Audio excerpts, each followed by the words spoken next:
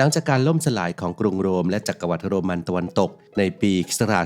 476ยุโรปก็เข้าสู่ยุคกลางยุคที่อิทธิพลของศาสนาคริสต์รุ่งเรืองขึ้นส่งผลให้การพัฒนาวิทยาการด้านต่างๆที่ชาวโรมันเคยปูรากฐานเอาไว้ต้องหยุดชะงักลงเป็นเวลาหลายร้อยปีคือตั้งแต่ช่วงศตวรรษที่5ไปจนถึงศตวรรษที่15จนมีชื่อเรียกยุคกลางในยุโรปอีกชื่อว่ายุคมืด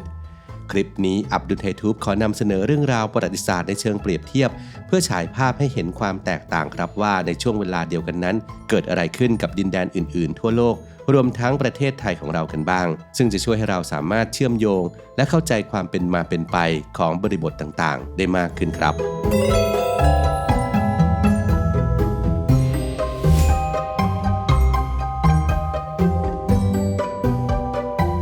อียิปต์ในปี 476 ที่จักรวรรดิโรมันตะวันตกได้ล่มสลายลงอียิปต์โบราณซึ่งขณะนั้นเป็นเขตหนึ่งในการปกครองของโรมก็ได้กลายเป็นส่วนหนึ่งของจักรวรรดิไบแซนไทน์หรือจักรวรรดิโรมันตะวันออกจนกระทั่งปี 641 ชาวอาหรับที่รุ่งเรืองถึงขีดสุดก็พิชิตอียิปต์ได้ในที่สุดอียิปต์จึงเปลี่ยนมานับถือศาสนาอิสลามและรับวัฒนธรรมมาจากอาหรับทางด้านยุโรปในปี 968 เกิดความขัดแย้งระหว่างจักรวรรดิรูสเคียฟและกลุ่มเบลกาทำให้เกิดยุทธการแห่งซิลิสตราที่ริมฝั่งแม่น้ำดานูบและจบลงด้วยชัยชนะของกลุ่มเบลกา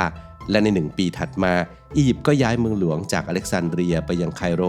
กรุงไคโรจึงกลายมาเป็นหนึ่งในเมืองหลวงที่สำคัญที่สุดแห่งหนึ่งของโลกอาหรับเวลาก็ได้ผ่านไปจนกระทั่งปี 1252 มัมลุกซึ่งเป็นกลุ่มทหารทาสก็ได้ยึดอำนาจจากราชวงศ์ไอยูบิดซึ่งปกครองอียิปต์ในยุคมุสลิมและเข้าปกครองอียิปต์แทนขณะเดียวกันในฝั่งยุโรปสงครามครูเสดครั้งที่ 8 ก็ดำเนินไปโดยมีพระเจ้าหลุยส์ที่ 9 แห่งฝรั่งเศสเป็นผู้นำทัพยุโรปและในปี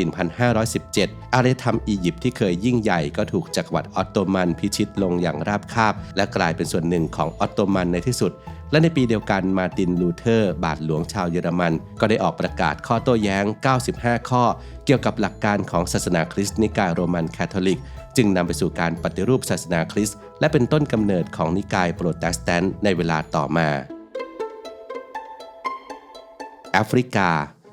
นอกจากอียิปต์แล้วทวีปแอฟริกาก็ยังมีอาณาจักรโบราณอีกหลายแห่งอาทิอักซุมและนูเบียเป็นต้นในยุคกลางของยุโรปก็มีอาณาจักรเกิดใหม่ในทวีปแอฟริกาได้แก่คาเนมบอนูซองไฮและกานาช่วงศตวรรษที่ 8 ถือเป็นยุคทองของมุสลิมชาวมุสลิมจากอาหรับและเปอร์เซียก็เริ่มเดินทางมายังชายฝั่งแอฟริกาตะวันออกเพื่อค้าขายในปี 740 ชาวมัวซึ่งเป็นกลุ่มมุสลิมในแถบแอฟริกาได้พิชิตสเปนและปกครองสเปนเป็นเวลายาวนานกว่า 700 ปีและในปี 850 ก็มีการสร้างป้อมปราการขึ้นในอาณาจักรเกรซซิมบับเวในช่วงเวลาไล่เลี่ยกันในยุโรปคือในอีก 10 ปีต่อมาชาวไวกิ้งก็ค้นพบไอซ์แลนด์ในปี 975 อาณาจักรอักซุมที่นับถือศาสนาคริสต์มายาวนานก็เปลี่ยนไปนับถือศาสนาอิสลามแทน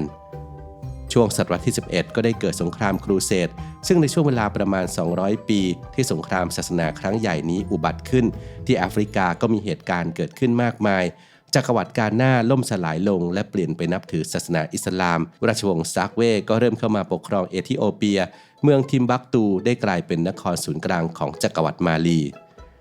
และในศตวรรษที่ 14 ยุคกลางในยุโรปก็เริ่มถูกแทนที่ด้วยยุคฟื้นฟูศิลปะวิทยาการชาวโปรตุเกสที่เป็นชนชาติแรกๆที่เริ่มออกสำรวจทางทะเลก็ค้นพบทวีปแอฟริกาและมีการเดินทางมาแลกเปลี่ยนสินค้าอย่างทวีปแห่งนี้อาหรับช่วงศตวรรษที่ 7 ในขณะที่ชาวยุโรปต่างก็มีความศรัทธาในศาสนาคริสต์และพระเจ้าอย่างแรงกล้าที่บริเวณคาบสมุทรอาหรับก็ได้มีศาสนาใหม่กำเนิดขึ้นมาคือศาสนาอิสลามชนเผ่าต่างๆที่อาศัยอยู่แถบคาบสมุทรอาหรับต่างหันมานับถือพระอัลเลาะห์และรวมตัวกันจนเข้มแข็งมากขึ้นในขณะที่วิทยาการต่างๆในยุโรปต้องหยุดชะงักลงชาวอาหรับกลับค้นพบและพัฒนาวิทยาการต่างๆมากมายไม่ว่าจะเป็นพิชคณิตตรีโกณมิติตัวเลขอาราบิกกล้องรูเข็มสบู่กังหันลมเครื่องมือผ่าตัดทางการแพทย์และแม้กระทั่งกาแฟขณะที่ชาวยุโรปเชื่อว่าโลกเป็นศูนย์กลางของจักรวาลชาวอาหรับก็ค้นพบว่าโลกหมุนรอบตัวเองและโคจรรอบดวงอาทิตย์ก่อนที่กาลิเลโอกาลิเลอีจะค้นพบทฤษฎีดังกล่าวนี้ในอีก6 ศตวรรษต่อมา นอกจากความชาญฉลาดในการคิดค้นวิทยาการต่างๆแล้วกองทัพอาหรับก็มีความเข้มแข็งไม่ต่างกันกองทัพอาหรับสามารถพิชิตดินแดนต่างๆมากมายซึ่งรวมถึงอาณาจักรเปอร์เซียในปี 651 เปอร์เซียจึงรับวัฒนธรรมอิสลามมาจากอาหรับชาวอาหรับเข้าปกครองอินเดียเมื่อปี 712 รวมถึงราชวงศ์อุมัยยัดที่ปกครองรัฐคอลิฟะก็ถูกอาหรับพิชิตได้เมื่อปี 570 เมืองหลวงของโลกอิสลามย้ายจากกรุงดามัสกัสที่ซีเรียมาเป็นกรุงแบกแดดที่อิรักช่วงเวลาเดียวกันในยุโรปในอีก1 ปีถัดมาพระเจ้าเปแปงที่ 3 ก็ขึ้นปกครองเป็นกษัตริย์แห่งฝรั่งเศสเวลาล่วงเลยมาจนถึงช่วงศตวรรษที่ 11 ก็เกิดเหตุการณ์สำคัญที่ชาวยุโรปและชาวอาหรับต้องสู้รบกันในสงครามครูเสดโดยมีกรุงเยรูซาเล็มเป็นเดิมพันสงครามระหว่าง2ศาสนานี้เริ่มต้นขึ้นเมื่อปี 1095 พระสันตะปาปาเออร์บันที่ 2 ได้ประกาศให้ชาวคริสต์ไปร่วมรบในสงครามครูเสดสงครามนี้เกิดขึ้นหลายต่อหลายครั้งและกินเวลายาวนานเกือบ200 ปีและในที่สุดสงครามครูเสดก็จบลงในการรบครั้งที่ 9 เมื่อปี 1272 ด้วยชัยชนะของชาวอาหรับจีนในช่วงที่ยุโรปเริ่มเข้าสู่ยุคกลางแผ่นดินจีนในขณะนั้นกำลังเกิดความวุ่นวายจากสภาวะสงครามเมืองหลวงของจีนแบ่งออกเป็น2 ส่วนคือภาคเหนือและภาคใต้ซึ่งรู้จักกันในชื่อราชวงศ์เหนือและราชวงศ์ใต้ไม่ต่างจากจักรวรรดิโรมันที่แตกกระจายออกเป็นแคว้นต่างๆในทวีปยุโรปแต่จีนก็สามารถรวมแผ่นดินได้สำเร็จและก้าวเข้าสู่ยุคราชวงศ์ถังในปี 618 ในยุคนี้มีการเดินทางผ่านเส้นทางสายไหมเพื่อการค้าขายและการเผยแพร่วัฒนธรรมเรียกได้ว่าเป็นการพบกันระหว่างโลกตะวันออกและโลกตะวันตกไม่ว่าจะเป็นพระเสวียนจั่งหรือพระถังซัมจั๋งพระสงฆ์ผู้เดินทางไปยังชมพูทวีปเพื่อนำพระไตรปิฎกกลับมายังจีนและแปลเป็นภาษาจีนหรือมาโคโปโลพ่อค้าชาวอิตาเลียนที่เดินทางมาที่จีนในรัชสมัยของกุบไลคานต่างก็เคยผ่านเส้นทางสายไหมทั้งนั้นเทคนิคการพิมพ์แบบจีนได้ถือกำเนิดขึ้นอย่างเต็มรูปแบบในปี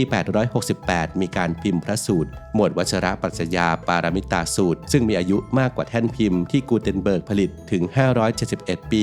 แม้ว่าราชวงศ์ถังจะเกรียงไกรเพียงใดหากแต่ความระสำระสายภายในราชสำนักก็ทำให้ยุคทองแห่งแดนมังกรต้องล่มสลายลงและแทนที่ด้วยราชวงศ์ซ่งในปี 960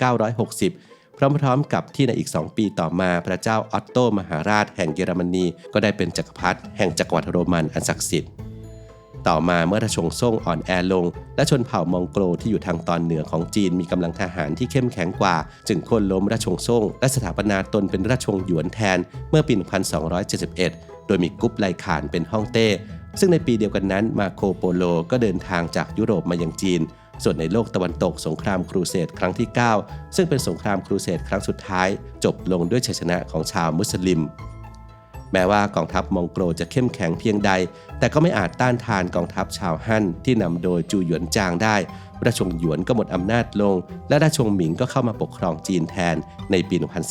1368 ส่วนยุโรปในขณะนั้นก็เริ่มเข้าสู่ยุคเรเนซองส์หรือยุคฟื้นฟูศิลปะวิทยาที่เข้ามาแทนที่ยุคกลางในที่สุดอินเดียในปีที่กรุงโรมล่มสลายลงเป็นช่วงที่อินเดียปกครองโดยราชวงศ์คุปตะในรัชสมัยของพระเจ้าพุทธคุปซึ่งสมัยคุปตะเรียกได้ว่าเป็นยุคทองของอารยธรรมอินเดียหากแต่เมื่อราชวงศ์คุปตะหมดสิ้นอำนาจลงเมื่อปี 550 จึงเป็นจุดสิ้นสุดของประวัติศาสตร์อินเดียยุคโบราณและเข้าสู่ยุคกลางของอินเดียเช่นกันในยุโรปในปีเดียวกันนั้นชนเผ่าต่างๆได้แก่ชาวแฟรงก์ชาวอาเลมันชาวทูริงเกียนและชาวแซกซันได้เข้ามาตั้งถิ่นฐานในบริเวณตอนกลางของทวีปยุโรปซึ่งเป็นดินแดนที่ชาวโรมันเรียกว่าเจอร์มาเนียส่วนดินแดนพระตะในช่วงครึ่งแรกของศตวรรษที่ 7 ปกครองโดยพระเจ้าหันสวัฒนะแห่งราชวงศ์วัสนะและแต่งตั้งให้กันนัสเป็นเมืองหลวงของอินเดียส่วนในยุโรปโคลัมบันบาทหลวงชาวอิตาลีได้ก่อตั้งอารามขึ้นมาหลายแห่งในเมืองบ็อบบิโอประเทศอิตาลีซึ่งเป็นบ้านเกิดของเขาจึงได้รับการยกย่องให้เป็นนักบุญในขณะที่ชาวยุโรปต่างก็มีความศรัทธาในศาสนาคริสต์และพระเจ้าอย่างแรงกล้าชาวอาหรับในยุคเดียวกันก็มีการพัฒนาวิทยาการต่างๆและเรื่องอำนาจมากขึ้นจนกระทั่งในปี 712 กองทัพอาหรับที่นำโดยมุฮัมมัดบินกาซิมก็พิชิตแคว้นสินและเมืองมุนตานที่อยู่บริเวณอนุทวีปได้สำเร็จจึงเป็นจุดเริ่มต้นของการเรืองอำนาจใหม่ของศาสนาอิสลามที่เริ่มเข้ามามีบทบาทที่ดินแดนที่ราบลุ่มแม่น้ำสินธุแห่งนี้ควบคู่กับกลุ่มอำนาจเดิมอย่างศาสนาพราหมณ์ฮินดู และสุลต่านเดลีได้ก่อตั้งขึ้นมาในเมืองเดลีในช่วงต้นศตวรรษที่ 13 ซึ่งขณะเดียวกันศิลปะโกธิกที่มีความงดงามอ่อนช้อยก็ได้ความนิยมอย่างมากในยุโรปจนกระทั่งเวลาผ่านไปนับร้อยปีชาวยุโรปที่เริ่มตื่นรู้ทางปัญญาและกระหายใคร่รู้ที่จะสำรวจดินแดนใหม่ๆก็เริ่มออกทะเลเพื่อเสาะหาแผ่นดินใหม่อินเดียจึงถูกค้นพบโดยวาสโก ดากามานักเดินเรือชาวโปรตุเกสเมื่อปี 1498 ไทยขณะที่ในซีกโลกตะวันตกอยู่ในช่วงของสงครามครูเสดซึ่งเป็นสงครามระหว่างชาวคริสต์กับชาวมุสลิมเพื่อแย่งชิงเมืองเยรูซาเล็มอันศักดิ์สิทธิ์ที่ดินแดนเอเชียอาคเนย์ในช่วงปี 1238 อาณาจักรสุโขทัยก็ได้ก่อกำเนิดขึ้นมาโดยมีพ่อขุนศรีอินทราทิตเป็นปฐมกษัตริย์สุโขทัยเป็นอาณาจักรที่เจริญรุ่งเรืองอย่างมากในแถบอุษาคเนย์จากนั้นก็มีอาณาจักรใหม่กำเนิดขึ้นมาในปี 1350 ในบริเวณใกล้เคียงกับอาณาจักรสุโขทัยคืออาณาจักรกรุงศรีอยุธยาส่วนในยุโรปช่วงเดียวกันก็เกิดวิกฤตการณ์การโรคซึ่งฆ่าชีวิตผู้คนเป็นจำนวนมหาศาลถึง200 ล้านคนภายในเวลา4 ปีอาณาจักรสุโขทัยถูกผนวกเข้าเป็นส่วนหนึ่งของอาณาจักรกรุงศรีอยุธยาเมื่อปี 1438 ซึ่งที่ยุโรปในอีก1 ปีให้หลังโจฮันเนส กูเทนเบิร์กก็ได้ประดิษฐ์แท่นพิมพ์ขึ้นมานวัตกรรมนี้ทำให้เกิดความสะดวกในการพิมพ์หนังสือเป็นอย่างมากและเป็นจุดเปลี่ยนที่สำคัญอีกจุดหนึ่งที่ทำให้ยุโรปเริ่มก้าวเข้าสู่ยุคสมัยใหม่